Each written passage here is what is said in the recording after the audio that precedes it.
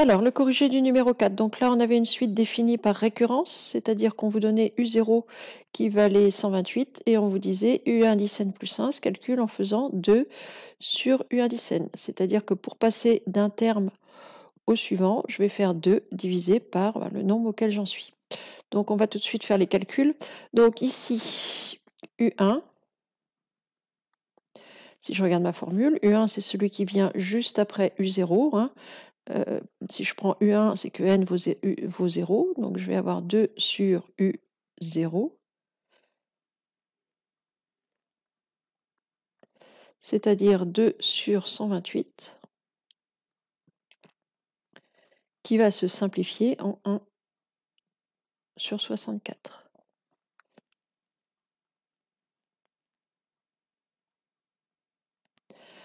Ensuite, U2. U2, à l'inverse, c'est celui qui vient derrière U1. Si je mets ici un 2, c'est que j'ai fait 1 plus 1, donc c'est 2 sur U1. C'est-à-dire 2 sur 1 sur 64. Pour diviser par une fraction, on multiplie par l'inverse. Donc on va avoir 2 fois 64 sur 1. 64 sur 1, c'est pareil que 64, donc ça va faire 128.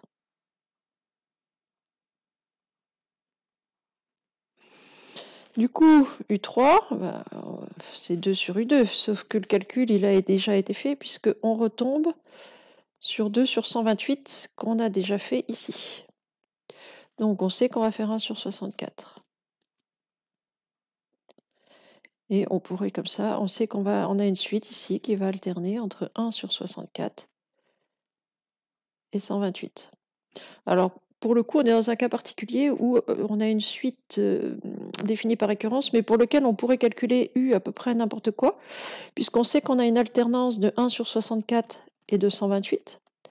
Donc, U, si je prends par exemple U127, je suis sûre que c'est soit 128, soit 1 sur 64. Et je peux même prédire lequel, puisque alors on alterne des 128 et des 1 sur 64. Comment on se repère? Eh bien, pour un indice impair, 1, 3, 5, on sait qu'on a 1 sur 64. Pour un indice pair, 2, 4, et puis si je continuais 6, j'aurais 128. Donc en particulier U127, mon indice est impair, donc je sais que je vais retomber sur un 1 sur 64. Voilà pour cet exercice 4.